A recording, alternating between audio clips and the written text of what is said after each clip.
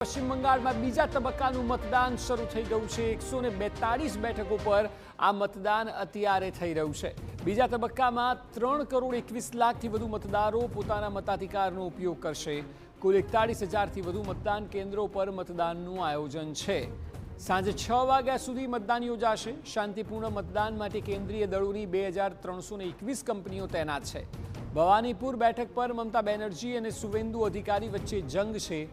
આજનું મતદાન ચૂંટણીની દિશા અને સત્તાનો માર્ગ નક્કી કરશે। 4 મે નક્કી થશે પશ્ચિમ બંગાળનું આગામી 5 વર્ષનું ભવિષ્ય।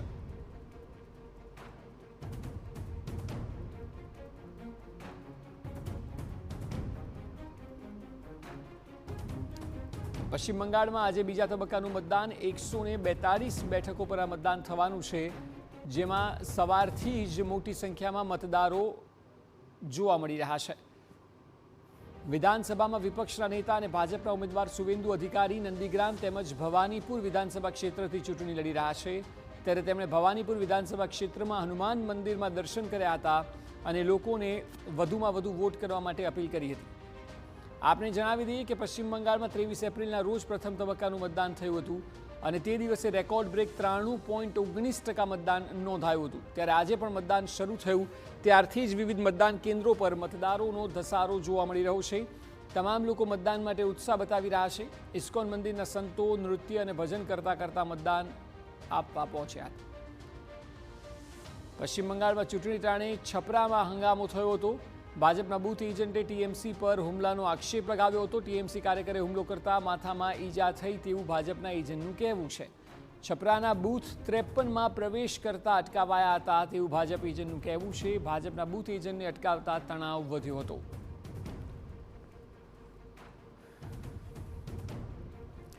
તો આજનો તબક્કો જે બીજો અને ફાઇનલ તબક્કો 142 બેઠકો વાળો 294 કુલ બેઠકો છે। બહુમત માટે 147 પાર કરવા પડે ત્યારે ટીએમસી વર્સિસ ભારતીય જનતા પાર્ટીનો આ જંગ દેખાઈ રહ્યો છે। ગત ટર્મમાં 215 બેઠક 294માંથી 215 ટીએમસીને મળી હતી અને 77 બેઠકો ભાજપને મળી હતી, જ્યારે કે લેફ્ટને 0 અને અન્યને 2 બેઠકો મળી હતી।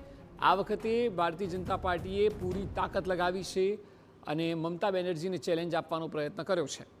મમતા બેનર્જી પણ મજબૂત દેખાઈ રહ્યા છે। આ 142 બેઠકોમાંથી ગત વખતે 123 બેઠકો ટીએમસીએ જીતી હતી, એટલે આ ટીએમસીનો સ્ટ્રોંગ ઝોન છે કે જ્યાં મતદાન થઈ રહ્યું છે।